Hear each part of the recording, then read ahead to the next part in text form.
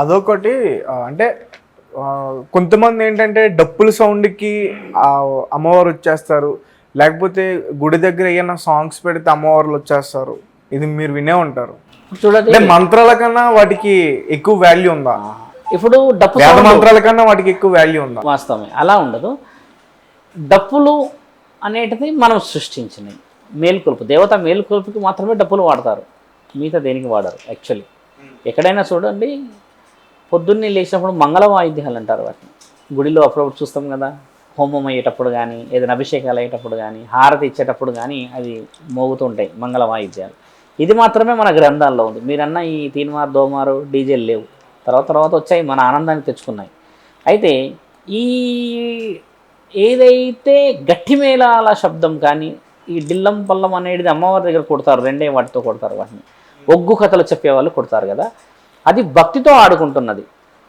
అయితే ఇక్కడ ఇప్పుడు ఆ సౌండ్కి ఇప్పుడు నేను కూడా చిందేసుకుంటాను. ఇప్పుడు వినాయకుడిని తీసినప్పుడు, దుర్గమ్మ తీసినప్పుడు నేను కూడా ఆడతాను, త్రిశూలాన్ని పట్టుకొని ఆడతాను. ఆ మహంకాళి టెంపుల్లో నేను ఆడా శివుడి విగ్రహం ముందు, కానీ నేను శివుడు అని చెప్పుకోలేదే, నేను భక్తితో ఆడుకున్నాను, నా తండ్రిని తీసుకొని వస్తున్నారు. కానీ ఇక్కడ వారు చేస్తున్న పొరపాటు ఏంటంటే ఎల్లమ్మనే వచ్చేసిందని, అమ్మ వచ్చేసింది శరీరం మీదకి అని చెప్పడం చాలా పొరపాటు.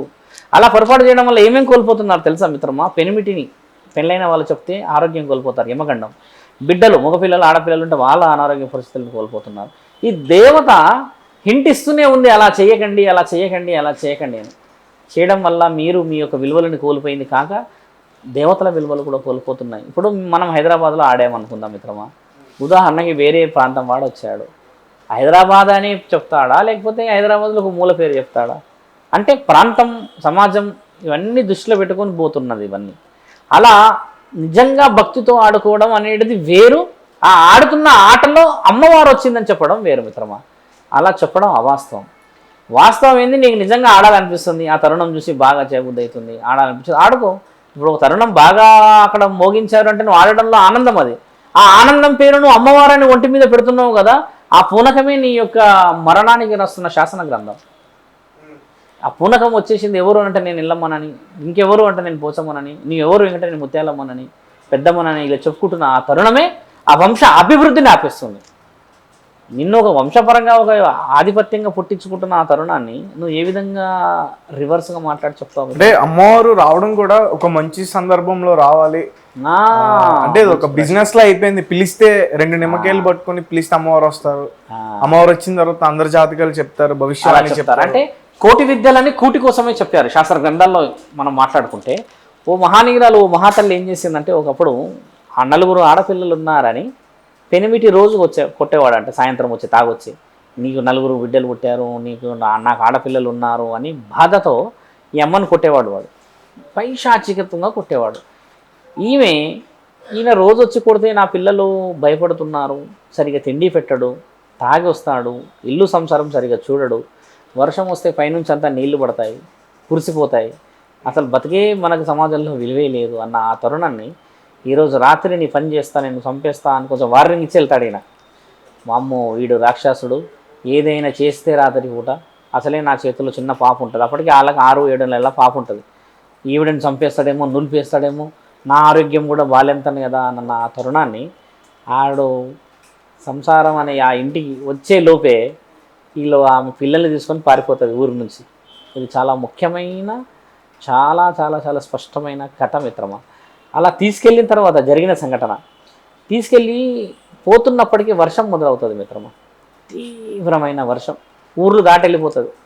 అప్పట్లో ఏంటంటే వర్షాలు పడితే కూడా కుండకోత వర్షాలు పడేటి, అప్పట్లో అడవి ప్రాంతాలు ఎక్కువ ఉండేటి. అలా పడ్డప్పుడు ఈమె ఒక గ్రామానికి చేరినప్పుడు ఒక గ్రామ దేవత గుడిలో వాలిపోతుంది అలిసిపోయి. అంటే ఆ తడిసి ముద్దయి ఈ పిల్లల్ని ఎత్తుకొని నిలిచిపోయేవారికి మధ్యరాత్రి అవుతుంది. ఆ పిల్లల పైన కొంగు పిండి అలా 4 పిల్లల మీద కొంగేసి ఇలా ఒడిలో పడుకోబెట్టుకొని ఆ బిడ్డని ఇలా వణుకుతూ ఉంటుంది మిత్రమా. చాలా చాలా ఈ నోరు పండ్లు కదులుతూ ఉంటాయి, ఇట్లా దవడలు చేతులు వణుకుతూ ఉంటే మెల్ట్ అయిపోతుంటాయి. అప్పుడు పురోహితుడు వస్తాడు, 4-4:30 సమయం అయితే. లోపలికి రాగానే ఈ 4 పిల్లల్ని ఆ తల్లిని చూసి పురోహితుడు ఏమడుగుతాడు తెలుసా మిత్రమా? ఎవరమ్మా మీరు అని అడుగుతాడు. ఈమె ఒకే ఒక మాట అంటది, నా బిడ్డలు జాగ్రత్తరా అంటది. అంతే, బాగా గుర్తుపెట్టుకోండి, స్పష్టమైన మాట. నా బిడ్డలు జాగ్రత్త అన్న ఆ మాటని ఆ గుడిలో ఉన్న దేవత పలికించిందేమో ఈవిడ శరీరంలోకి వచ్చాయని అనుకుంటాడు ఈ యొక్క గుడికి సంబంధించిన వ్యక్తి.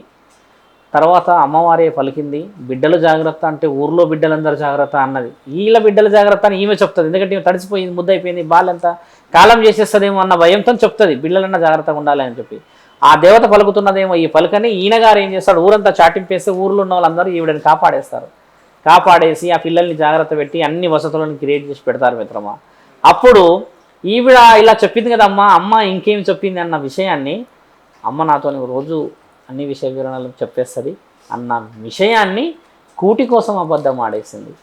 అదే ఈరోజు జరుగుతున్న తరుణం శంకర. ఇలా షవరింగ్ అయ్యింది వర్షంలో తడిసినందుకు ఆవిడ, ఇప్పుడు వచ్చిన వాళ్ళు షవరింగ్ అయ్యింది అందుకే. ఈ దవడలు ఇట్లా కొరుకుతారు, బాగా తడిసినప్పుడు మనము చేస్తామా, అక్కడి నుంచి వచ్చిన తరుణమే ఇది. అలా అలా అలా అలా అలా పాకుతూ పాకుతూ పాకుతూ ఈరోజు శివశక్తులు మీరంటున్న సిగాలను ఊగే చాలామందికి అది ఒక పురాణ గాథల్లో రాసి ఉన్న ఒక చిన్న సంఘటన. అలా వచ్చింది ఇది. ఆవిడ చేసింది ఏమిటి, కూటి కోసం. ఈరోజు చేస్తున్నది దేనికి, కూటి కోసం. ఇన్ని చూసినా కూడా తల్లి ఎందుకు ఏమంటలేదు అంటే, నా పేరు చెప్పుకోనన్నా కడుపు నింపుకుంటున్నారు కదా, దాన్ని నమ్మాలి. నమ్మకుండా దేవతకే వెన్నుపోట్లు పొడుస్తున్నారు శంకర. ఇక్కడ అర్థమైందా? కూటి కోసం తింటున్నారు నా పిల్లలని అమ్మ ఏమీ అనలేదు, ఏమీ చెప్పలేదు. మరి దాన్ని మరి బాగా బ్రతికిన వాళ్ళు కూడా చేయడం, బాగా చదువుకున్న వాళ్ళు కూడా చేయడం, బుద్ధి జ్ఞానం అనేది మనకు అంతంత లేకున్న వాళ్ళు కూడా చేయడం అనేది అమ్మని అవమానపరిచినడమే కదా. మరి అవమానం ఎక్కడ పరుస్తున్నాం ఇక్కడ? నిన్ను చేసుకో, భక్తితో ఉండు, 10 మందికి ఉపయోగపడు అన్న ఆ తరుణం ఈరోజు మీరు అనుకుంటున్నదంతా ఒక ట్రెండ్ అయిపోయింది. ఎక్కడ మిస్టేక్ జరిగిందంటే ఇక్కడ భక్తి తగ్గింది. అక్కడ నిజంగా సమస్య ఉండే, నిజంగా భక్తి ఉండే, నిజంగా మార్గాన్ని అమ్మ చూపించి అమ్మ విషయంలో ముందుకు పోతే ఈరోజు అబద్ధమైంది. అర్థమైందా మిత్రమా? అంటే అసలు మీరు ఏమంటున్నారా, అసలు అమ్మవారు వంటిపైకి వస్తారా రారా? అమ్మవారు శరీరాన్ని పూనదు శంకర. పూనేది కేవలం 1% మాత్రమే. అది కూడా ఇక్కడ ఈ నుదుటి పైన ఎవరికైనా ఆత్మలింగం ఉంటుంది, అంటే మన శరీరం ఆత్మ ఉంటుంది ఇక్కడ అని చెప్తారు, గుర్తుందా? అక్కడ మాత్రమే ఆవహిస్తుంది, ఒళ్ళంతా రాదు. అక్కడ వచ్చిన ఆ అమ్మవారు శరీరాన్ని కంట్రోల్ కేవలం ఒక 3 సెకండ్ల నుంచి 3 నిమిషాల వరకే ఉండగలదు.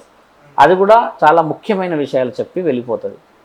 ఇప్పుడు ఆ విషయ వివరణలోకి వెళ్తే మిత్రమా, ఏ శరీరాన్ని ఎంచుకోవాలన్నా కూడా పుణ్యమైన శరీరాన్ని ఎంచుకోవడం అనేది కారణ జన్మం చేత గత జన్మ పుణ్యాల నుంచే ఉంటుంది. కానీ అవలీలగా ఒక శరీరం మీదకి దేవత వచ్చి చెప్పదు. అలా మాట్లాడితే రంగం భవిష్యవాణిలు ఉన్నాయి మన దగ్గర, బోనాలే అని కాదు మిగతా సమయంలో. ఇవన్నీ నిజం అంటే మిత్రమా ఆ సమయానికే వస్తుంది, కానీ మిగతా సమయంలో రారు కదా. ఇక్కడ అన్ని సమయాల్లో మాట్లాడుతున్న తరుణం గురించి చెప్తున్నాను మీకు. అమ్మవారి శరీరం మీదకి 99% రాదు. ఎవరన్నా శుక్రవారం దుర్గమ్మ వారు వస్తారు, శనివారం ఎల్లమ్మ వారు వస్తారు, ఆదివారం వాళ్ళు వస్తారు, ఖచ్చితంగా వస్తారు. ఆదివారం పోతరాజు కూడా వస్తాడు, సోమవారం శివుడు కూడా వస్తాడు. వాళ్ళు వస్తున్నది వదిలిపెట్టి మనము శివుడి దగ్గరికి, పోతరాజుల దగ్గరికి, ఎల్లమ్మ దగ్గరికి, దుర్గామాత దగ్గరికి ఎప్పుడైతే పోవడం మొదలు పెడతామో వాళ్ళు రావడం ఆపేస్తారు. అంటే ఇక్కడ అమ్మవార్లనే కాదు దేవుళ్ళందరి గురించి మాట్లాడుకుందాం. దేవుళ్ళ గురించి శంకర, వాళ్ళు ఒంటి మీదకి వస్తారా రారా? రారు రారు. ఎవరైనా ఉంటే రుజువులతో ఏమిత్రమా, నేను ఉన్నాను కదా, ఎక్కడ పోయేది, నువ్వు ఫోన్ చేసి వస్తానుగా, నేను నీతో మాట్లాడతాను కదా, నేనైతే ఎక్కడికి వెళ్ళాను కదా. నేను చెప్పేది ఏంటంటే కూటి కోసం చేసే వివరణలో మరియు శాస్త్ర గ్రంథాలని తప్పుతో పట్టించే వివరణలో చాలా తేడా ఉంది.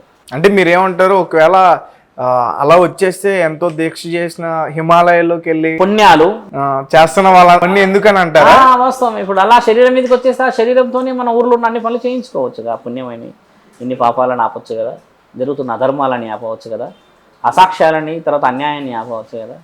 ఇలాంటి విషయాల్లో మిత్రమా బాగా గమనించాలని. అలా శరీరం మీదకి వస్తుందని చెప్పుకుంటున్న వాళ్ళు అనారోగ్య పరిస్థితుల్లో ఎక్కువ ఉంటున్నారు. శ్వాసకు సంబంధించినది ఒకటి ఇబ్బంది, గుండెకి సంబంధించినది రెండో ఇబ్బంది, తర్వాత నడుములు కాళ్ళు చాలా చాలా చాలా పీకి పీకి పీకి నొప్పి అయ్యే ఇబ్బందులు, ఇలా కొన్ని ఇబ్బందులని పరిస్తున్న వాళ్ళు ఉన్నారు ఇక్కడ ఎక్కువ శాతంగా. అది చాలా ముఖ్యమైనది.